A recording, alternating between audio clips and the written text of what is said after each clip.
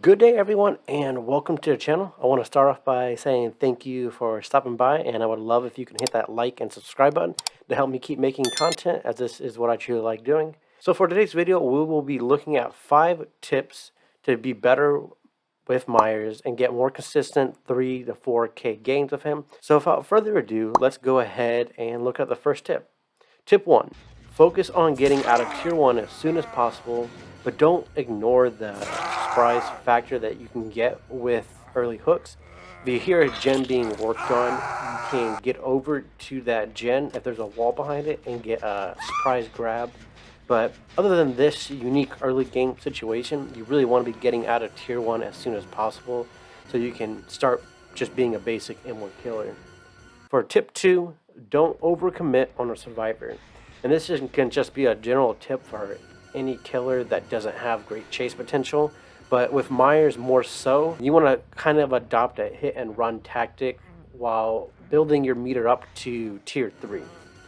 So you can get an instant down, or if you have the right add-ons, you can get an easy kill out of the game early, making a 3 versus 1, which can always be a huge benefit.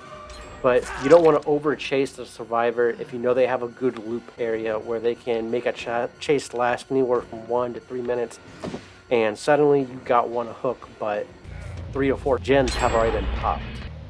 So you really want to be avoiding that situation. You can get a good hit, get your meter charged up. Tip 3, once you are ready to go into Tier 3, make sure you get all the value out of Tier 3 as possible. So you're going to want to be just about 2 to 3 inches, like right behind the survivor that you're chasing or you want to chase. So you can pop Tier 3, get an instant down or instant kill, depending on your add-ons like we talked about. And with Meyer being such a weak killer in terms of being able to constantly win games, get 3 to 4 Ks, he can be great at snowballing matches once he gets into Tier 3. You can get a quick down by doing the 2 to 3 inch method.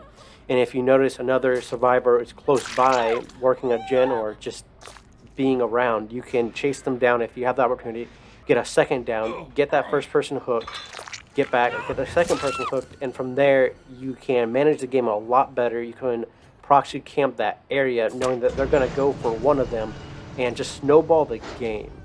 At that point, with playing Myers, you don't have to worry about a survivor's guide or being a nice killer.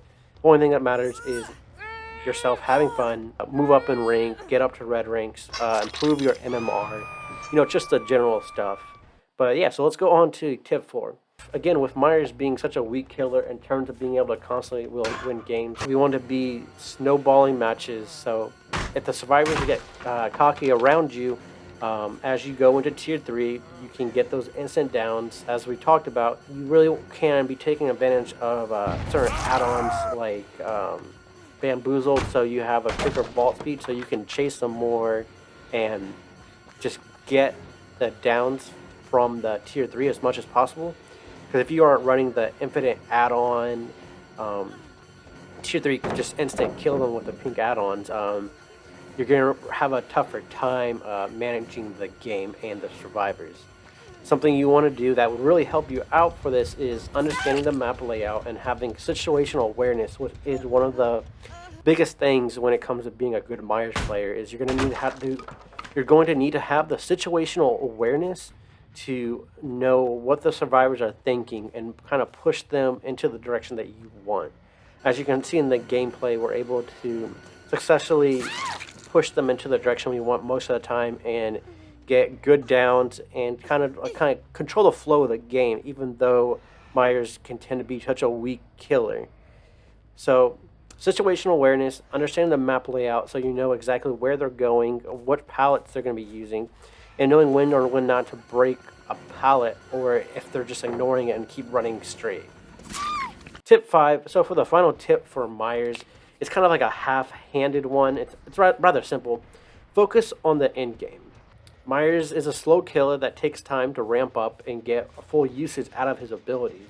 More times than not, you're going to try and slow the game down as much as possible. So running perks like pop or just general regression perks can be a huge help, because even with this stuff, he's slow to get up to Tier 2 and your moderate chances at Tier 3. And more times than not, you're going to get to that end game state. So you want to prepare and have the right perks equipped to be able to assist you in in-game situations. Even running perks such as NOED, which I would generally decide not to do with 90% of the killers. Killers like Myers, who has a lot of situations where he's going to get into the end game and at least 2 or 3 survivors are still going to be left. So for him, this is going to increase his speed. So even if you hit tier 3, you're going to be getting that boost from NOED as well. So you're going to have the increased movement speed even more so. Increased vault speed with Bamboozle. You're going to really be able to chase down killers just by having NOED. And again, survivors can always counter this by just doing all the totems. But again, that works in your favor because it slows the game down and less gens are getting done. So regardless if NOED is a factor in the end game or not, it still benefits you and your ability to slow the game down so you can take more time getting tier 3 and getting usage out of it. But yeah, so that's all the 5 tips I have for you today on Myers. We can go for some bonus tips though on the add-ons you would like to use for Myers. The first one being Scratched Mirror, which is a unique add-on that does not let you go out of tier 1. For this, you're pretty much going to be a wall hacking Myers whenever you're stalking. So they're never going to be able to know exactly where you're at unless they visually see you. And with a lot of gens usually being around corners or walls or up in a building, you have a great opportunity to wall hack and see if they're working on it or if they're down in a basement or just hiding. The only time this isn't going to work is when they're in a locker or are running a perk that's an anti-detection perk. And another great, highly underrated, but it's still used generally, is the Tombstone piece that lets you kill the survivor, just like his pink add-ons, the Iridescence. It lets you kill the survivor as soon as you hit tier 3, but the downside is as soon as you do so, it rushes you back down to tier 2, basically the beginning of it, so you have a lot more work to go up to.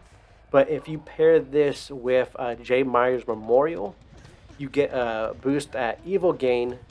So you hit that tier 3 a lot quicker. It's just about the moderate time you would if you weren't running the Tombstone piece. So at this point, you get an easy kill, and even though it takes more time to get to it, with the Myers Memorial, that second time around, it's a lot faster of that process. And you just up your chances of winning matches by running these 2 add-ons together. So that's all my add-on advice and the tips I have for you guys today. I appreciate you guys watching this video. And if you liked it, make sure to hit that like button, subscribe, and tell me what 5 tips or just any general tips that you would give a new Myers player and how they can become a better player. Thank you guys, and I'll see you in the next video.